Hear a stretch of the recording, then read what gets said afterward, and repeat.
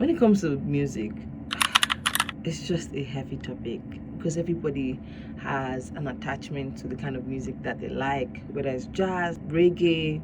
I think we've been asking the wrong question all along. It's not about whether you should listen to Christian music, listen to secular music, or listen to worldly music. At this point, I believe we all know the difference between the three.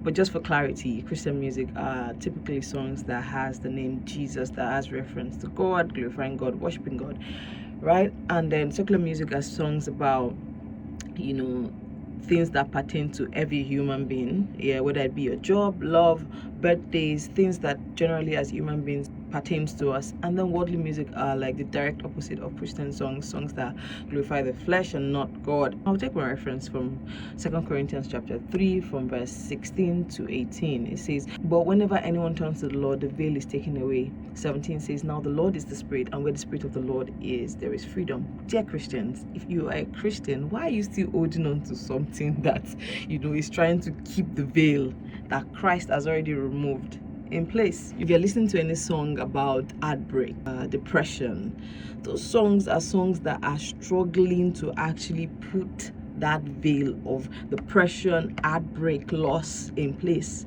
Those songs do not typify freedom.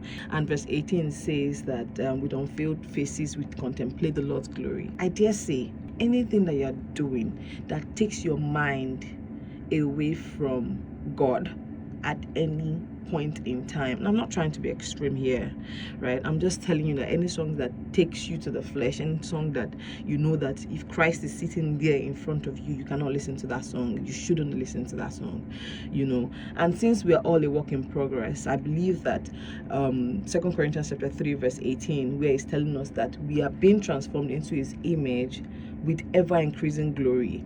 Any song that we're listening to that does not do this, or is taking us away from the presence of God, is a weight. Even if you cannot classify it as a sin, it is a weight. And what do weights do? They do not let you ascend.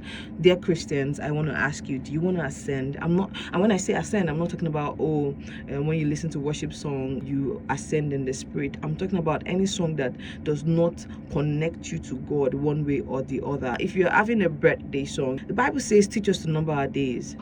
So that means you're celebrating the life that God has given you. It is a secular song. It does not necessarily take you from the presence of God, but it allows you to celebrate the life that God has given you. That is not what I'm saying. I'm saying any song that that Christ is sitting down there and he will not be able to connect with you at that point, you shouldn't be listening to it. Ciao.